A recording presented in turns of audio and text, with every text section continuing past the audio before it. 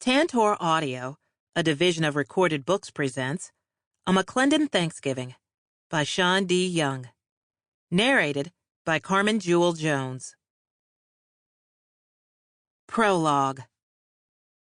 A satisfied smile flitted across the features of 13-year-old Michael Montgomery. He stared at the tiny gold band resting on his palm. He'd swiped another one just like it last month at his cousin Randy's wedding reception, and today was the perfect chance for him to give it to Faith McClendon. Soon, he would make her his pretend wife. Just as Randy had done with his new wife, Michael wanted to pledge his love to Faith, and putting the ring on her finger would make her his forever. "Come on, Mikey," Faith whined. "I have to go home soon." Michael jumped at the sound of Faith's voice. He eagerly slid the thin gold circle, which had been used to hold the souvenir wedding scrolls together, on her finger as he recited what he could remember of what Randy had said. "I, Michael, take you, Faith, to be mine forever and ever." Michael had been in love with Faith ever since he was invited to her 6th birthday party after he, his mother, and his younger sister Rebecca moved from Birmingham, Alabama to Chicago, Illinois. The McClendons were the first family on the block to greet them.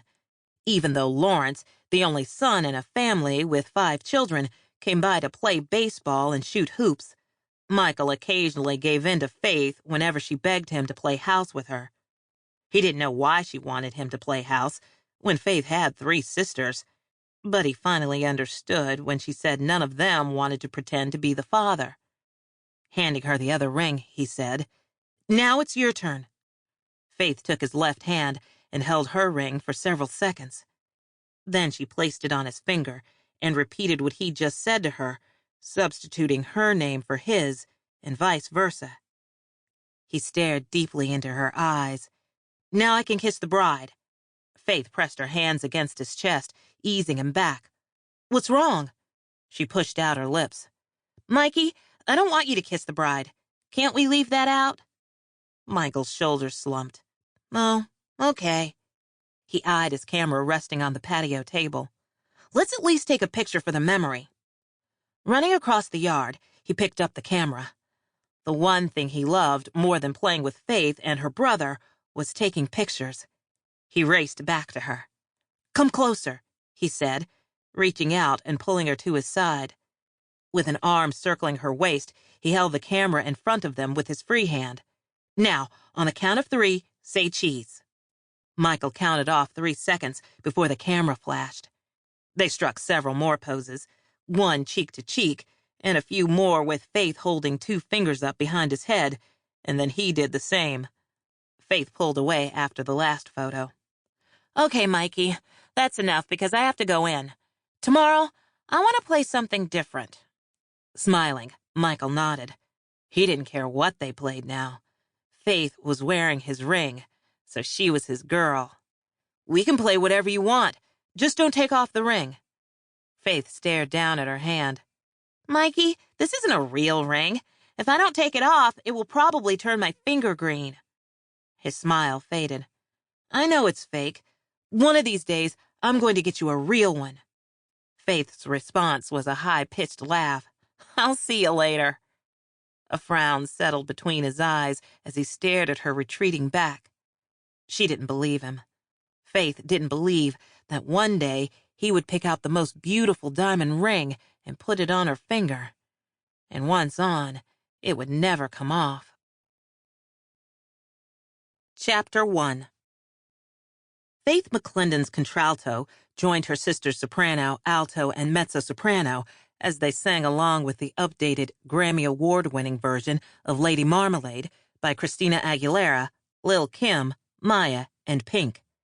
Faith had also chosen Lil' Kim's part because of her husky lower register. Their melodious voices filling the interior of the minivan caught the attention of other drivers through the open windows when Jennifer stopped for a red light. It was late August, and downtown Chicago was pulsing with energy from pedestrians and motorists taking advantage of the warm weather. Singing with Jennifer, Patrice, and Renee as they headed for Bevy, her favorite club, Faith knew she'd truly come home. A young man sitting in a dilapidated sedan stuck his head out of the passenger side window and waved to Jennifer. "Do you girls have a record deal?" A single mother of twins, Jennifer leaned out the driver's side window, flashing a friendly smile. "No. Why?" The man returned her smile, revealing a number of missing teeth. "If you pull over at the next light, I can give you the 411 on how you can cut a demo." Faith leaned forward in the second row of seats. "Close the window, Jen, and drive on." "Word," drawled Patrice. Slender, with shoulder-length hair, sparkling brown eyes, and flawless light brown complexion, the aromatherapist attracted men like bees to honey. Patrice, a perfumer, was responsible for the day-to-day operation of Good Sense Aromatherapy and Day Spa, and had recently been certified as a massage therapist. Renee shook her head. "Why do men who have nothing to offer a woman but a boatload of problems always look to take advantage of them?" Faith gave Renee a sidelong glance. The marketing executive, with a fashionably cut bob parted off-center, tucked several chemically straightened strands behind her right ear. She wanted to tell Renee she was only half right. Faith didn't blame her ex-husband for taking advantage of her, inasmuch as she'd believed in his dreams more than she'd believed in her own. She'd become the dutiful wife who hosted elegant dinner parties for Kevin's friends and clients and accompanied him whenever he was invited to various fundraisers. Her ex wasn't like the man attempting to hustle some unsuspecting victim. Quite the opposite. Kevin was ambitious, an overachiever, and would stop at nothing to attain his goal for what he deemed ultimate success, becoming a multi-millionaire. He didn't mind working, but it was the means with which he gained his success that made Faith uncomfortable. Jennifer took off in a burst of speed as soon as the light changed, the sudden momentum causing Faith to hold on to the driver's headrest. "Slow down, Jen. I'm not in that much of a hurry to get to Bevy." Tapping a button on the steering wheel, Jennifer lowered the volume on the satellite radio. She eased up on the gas pedal and took a quick glance up at the rearview mirror. "You may not be in a hurry, because I know after living more than 10 years in the Big Apple, you did hit the clubs. However, between me raising twins as a single mother and managing the salon, I can't remember what the inside of a club looks like." Patrice rolled her eyes at Jennifer. "Please, Jen, don't get maudlin on us. We agreed to go to Bevy to celebrate Faith's homecoming, so there will be no pity parties tonight." "Hear, hear," Faith and Renee chorused from the second row of seats. Faith wanted to tell Jennifer that she had gone to a few popular Manhattan clubs, but that was before her marriage. Once she married Kevin, their social calendar included dinner parties, gallery showings, and private get-togethers in palatial homes, hotel suites, or at upscale restaurants, and at no time had she worn the same outfit twice. As a buyer for Esplanade, an exclusive Madison Avenue boutique, she alternated every other year with another buyer, traveling to Paris, Rome, and Milan to catalog the upcoming fashion trends. All eyes were on her whenever she entered the room, clinging to Kevin's arm, because the invitees wanted to see what and who she was wearing. Patrice was right, Faith mused. There would be no pity parties tonight, or if she could help it, ever again. She'd returned home 3 days before, but for Faith it was as if she'd never been away, and she knew it had everything to do with her sisters. They'd always been close when growing up, but that was not to say they didn't occasionally have squabbles. It was their mother who refused to have her children at one another's throats like in some families. If Myra McClendon suspected any hostility between them, then all were grounded. Myra's method proved successful because her daughters learned to work out their differences enough to compromise with one another. "It feels good to sing with you guys again," Faith said, after a comfortable silence. "I can't believe I feel so free." Patrice shifted on her seat and stared at Faith over her left shoulder. "That's because you no longer have that jerk riding your back." "Amen to that," Jennifer and Renee said in unison. What took you so long to get rid of him? Patrice asked. Faith stared out the side window at the passing landscape. I suppose some of us wake up a little later than others. Jennifer shook her head. Now, don't you go and beat up on yourself. At least you woke up. I overhear some of the conversations at the salon where women stay in toxic relationships for more than half their lives because they don't want to be alone, or they make some asinine excuse that the kids need their no-good trifling daddies. Faith closed her eyes. I thought we were going to celebrate my homecoming, not talk about men. You're right, Patrice agreed. She smiled, the gesture reaching her eyes. Talking about singing, now that Faith's back, what do you think of making a demo record? Just for us, she added quickly. We can play it for everyone at family get-togethers. Faith exchanged a fist bump with Patrice. I like that idea. She and her sisters had sung in the church choir as kids, and although they weren't classically trained, their voices were strong and harmonious. What are we going to sing? Nothing nasty, Jennifer said. Remember, I have kids, and when they're older, I don't want them to know their mama was ratchet back in the day. Patrice patted Jennifer's back. You couldn't be ratchet even if you tried, sis. I think you're the most conservative out of all of Mama's daughters. Jennifer snorted. Yeah, and the only one who's a baby mama. Baby's mama, her sisters corrected, laughing. Jennifer rolled her eyes. Y'all know y'all ain't right. She laughed with the others, maneuvering down a narrow street where former warehouses were converted into condos, lofts, and Bevy nightclub.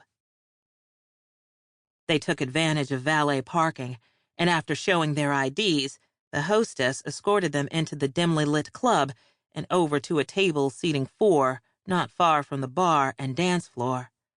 Patrice ordered a bottle of champagne, and Faith didn't have the heart to tell her sister that she wasn't overly fond of the sparkling wine because it usually left her feeling headachy.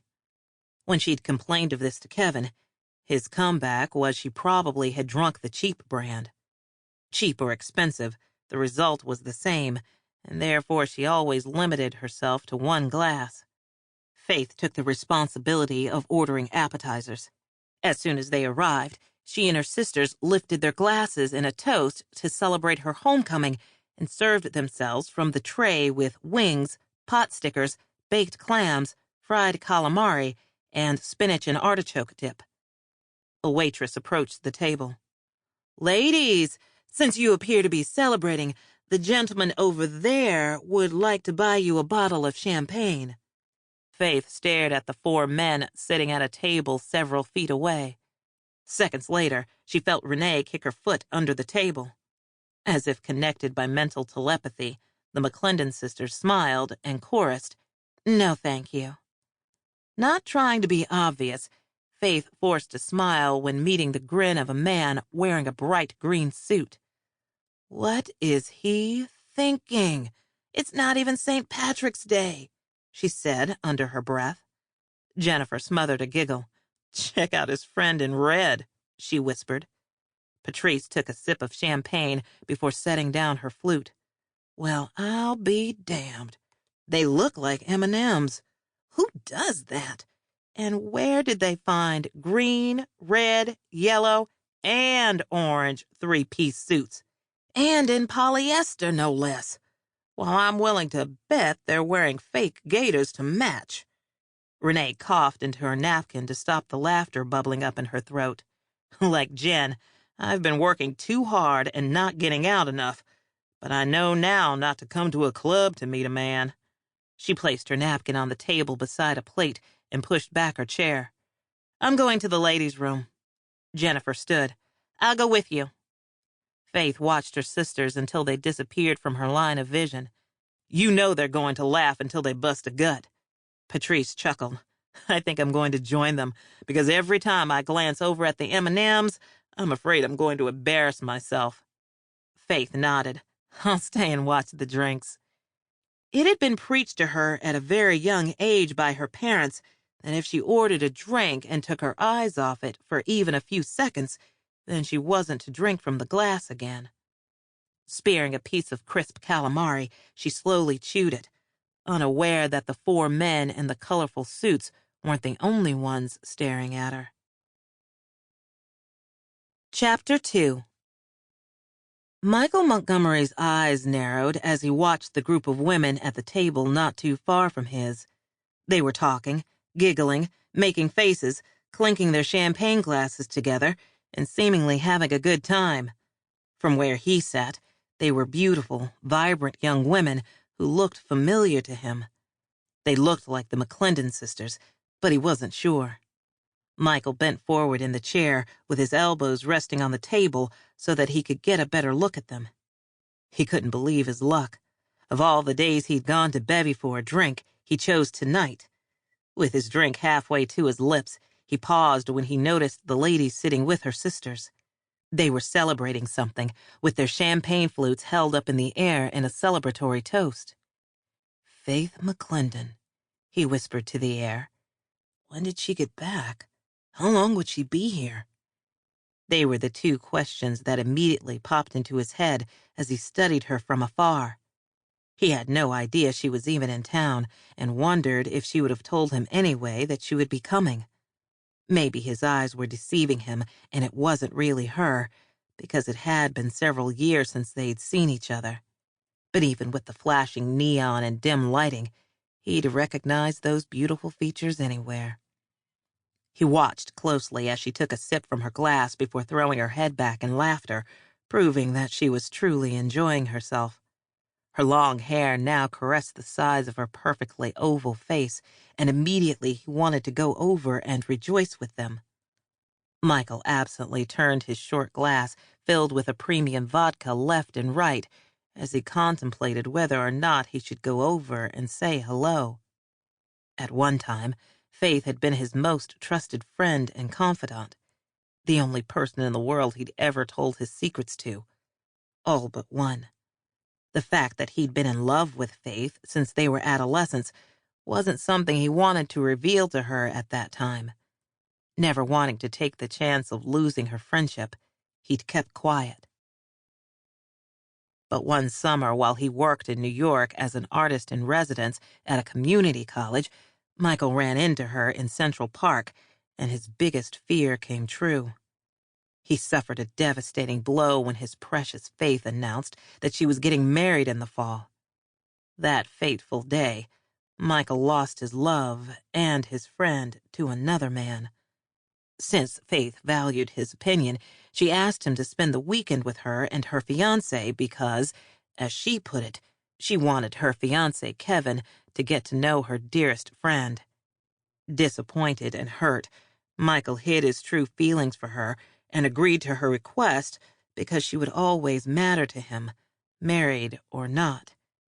But when he discovered that he didn't care for the man his dear friend had fallen in love with, he knew he had a problem. Michael had to carefully think through his opinion of Kevin Harrington to be sure that it wasn't based on selfishness. He told himself that his dislike for the tall, well-dressed investment banker wasn't because he'd be taking Faith away from him, but because of the arrogant and unrelenting behavior Michael saw in him. He would have told Kevin about his friendship with Faith, but out of respect for her, he didn't bother. It would only cause confusion, and he didn't want Faith to have a problem with her fiancé because of him. A woman like Faith deserved a man who would love and cherish her. But the only thing Michael felt as he observed the couple those 3 days was that Kevin was only out for himself and what he could get. Faith was tall, slender, and beautiful, thus would look good on any man's arm. By the end of the weekend, Michael had deduced that Kevin didn't have a heart, or if he did, it only beat a couple of times a year. He just wasn't a good man, at least not good enough for Faith. Michael dreaded telling Faith the truth about how he felt about Kevin, and at first hoped that maybe she wouldn't ask him to reveal his thoughts about her fiancé. But Michael knew better, because for many years he had been Faith's confidant. When it came to matters of the heart, she valued his opinion. Once he and Faith were alone at a little restaurant in the village near her luxurious apartment, She asked him what he thought of Kevin. She was so giddy, and her eyes sparkled with excitement. Michael didn't want to answer, but he knew she wouldn't back down. He gave her his honest opinion about the arrogant, self-centered, controlling, and greedy man, a person who didn't deserve Faith's love and support, but she was so eager and willing to give it to him. Even though Michael knew Faith would be disappointed in what he had to tell her, he never imagined her reaction would be so mean and hurtful. He could still hear her stern voice accusing him of being jealous because she'd finally found true love and he had not, further damaging Michael's already scarred heart. In fact, Michael had found love with a woman whom he loved with all his heart. The problem was Faith didn't know that she was the woman he loved. Deep within his heart, Michael recognized that he was right about Kevin, but was disappointed that after asking for his opinion, Faith didn't heed his warnings. She didn't want to hear another word about Kevin. Michael wasn't asking her to choose between him and her fiancé, but it was evident that she'd chosen Kevin when she walked out of the restaurant.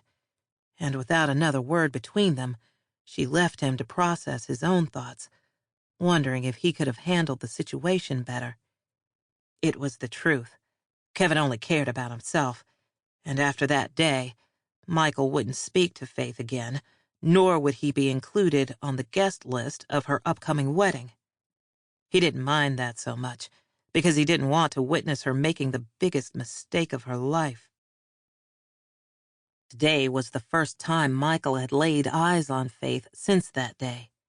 Pretty soon, he noticed the sisters were walking away from the table, leaving Faith alone. It was a sign. Gripping the edge of the table, Michael swung his legs around and drained his glass, placing it back on the table. He stood, rubbed his hands together, and threw caution to the wind. With deliberate steps, he walked over to Faith's table. "She's beautiful," Michael whispered as he moved closer to her, his pulse racing with anticipation of their impromptu reunion. There she is, in the flesh, he thought to himself.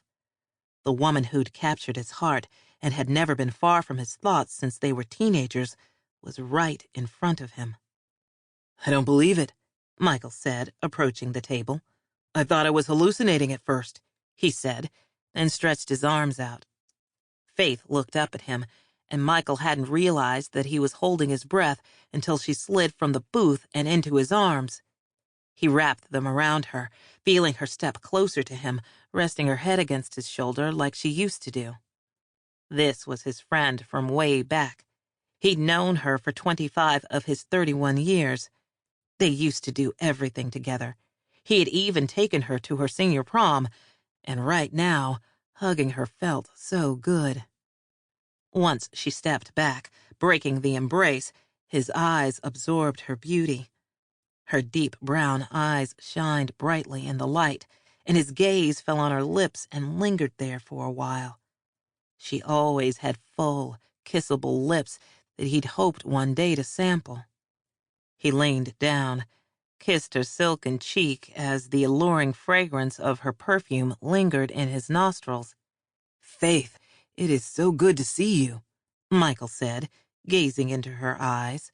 "Mikey, it's been a long time," Faith said, retaking her seat. Swiping his hand over his close-cropped hair, he grinned sheepishly and said, "Wow, no one has called me Mikey in a while." He extended his hand to the empty seat across from her, silently asking if he could sit down. "Oh, please, have a seat," Faith said, moving her sister's drinks out of the way. The sultry sound of her voice was soothing to him. He couldn't take his eyes off her lips. He was relieved and excited that she seemed genuinely glad to see him. "It looked like you guys were celebrating something. I noticed everybody with their glasses raised," he said. "I'm back." "Back? Where's Kevin? Shouldn't he be celebrating with you?" Michael had to ask that question, since he'd been wondering about the man she called her husband ever since he spotted her earlier. "Kevin and I are through." Michael was a little taken aback by her statement, and hoped his facial expression didn't reveal his happiness over their breakup. Even though it wasn't good when marriages dissolved, in her case, he was pleased that Kevin was finally out of Faith's life. Michael wanted to give her his contact information, but didn't know if she was still caught up with her ex. Would he be starting something he'd regret and have it end up like the last time? Reaching into his pocket, he pulled out his business card anyway and handed it to her. "Here's my card. I'd love to catch up on old times. I'd like to take you out, as a friend," he said, correcting himself. He didn't want her to think that he was hitting on her, since he had no idea if she was even ready to start dating. Faith accepted the card. "I need a friend," Faith admitted, with a smile forming on her lips. She stared down at the card for a few seconds before looking back at him. "Give me a call when you get home tonight."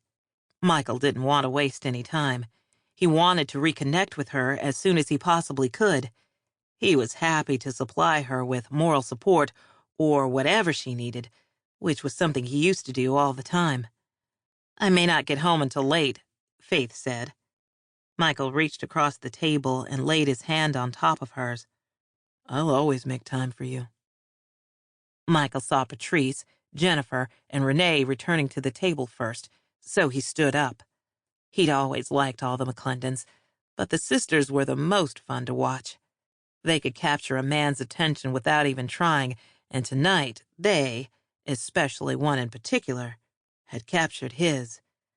"Hey, Mikey," they said in unison. "No, it's Michael, girls," Faith said, correcting them.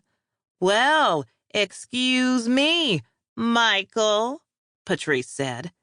Michael chuckled and shook his head. He knew if anybody had something smart to say, it would be Patrice. He had to admit the woman was beautiful, but boy, did she have a mouth on her. "Ladies, lovely as ever," Michael said, giving each of them a kiss on the cheek. "You don't have to leave on our account," Patrice said, sliding onto the chair next to Faith. "Thanks, but I was just getting ready to leave. I stopped in and had a drink." "We see your mom all the time, but you haven't been around," Jennifer said. Michael hadn't been on their block in several weeks because he'd been so busy, only seeing his mother at church on Sundays when he could make it. If he had gone home, he probably would have known that Faith was back in town. Pushing his hands down into his pockets, he said, "I know, my schedule has been so hectic." "I'm sure since Faith is back, we'll see you more often now, right?" Jennifer asked, smiling as she looked between Michael and her sister. A smile touched the corners of his lips as he winked at Faith, causing her sister's eyes to dart in her direction. Renee sat in the chair across from Faith and Patrice and patted the empty seat next to her. "You sure you don't want to join us?" Michael bent over and kissed Renee's cheek. "No, Renee, thanks so much for the offer, but I just couldn't leave without coming over to see my girl." He kissed Jennifer's cheek as she stood next to him, then Patrice's before giving Faith another wink. "Don't forget to call me," he said. His lips curled into a smile, and he left the table. Patrice shook her head before glancing from Jennifer to Renee and then finally to Faith. "Was it my imagination, or did Mikey wink at Faith?" Faith rolled her eyes and released a groan because she knew that Patrice had come to a conclusion that wasn't real, and she wasn't going to let it go. "It was just a wink, Tracy," Faith said. "Looked like more than a wink to me." Patrice peeped at her other sisters who sat quietly. "Y'all saw that. I know you did. It's not that dark in here." "They've been friends forever, Tracy," Jennifer said. "Right, and I'm sure that wasn't the first time that Michael has done that to Faith," Renee said. "You know how Michael is, Patrice," Faith said, hoping that her sister would drop it and they could continue with their celebration. Michael had always been a playful, fun-loving guy, so there was no need to make something out of nothing. Patrice smacked her lips, rolled her eyes, and picked up the champagne bottle. "Okay, y'all want to play me like that? We'll see what happens." She poured a half glass of champagne and Faith was so glad they could move on, but she had a sneaking suspicion that wasn't going to be the end of it. Sample complete. Ready to continue?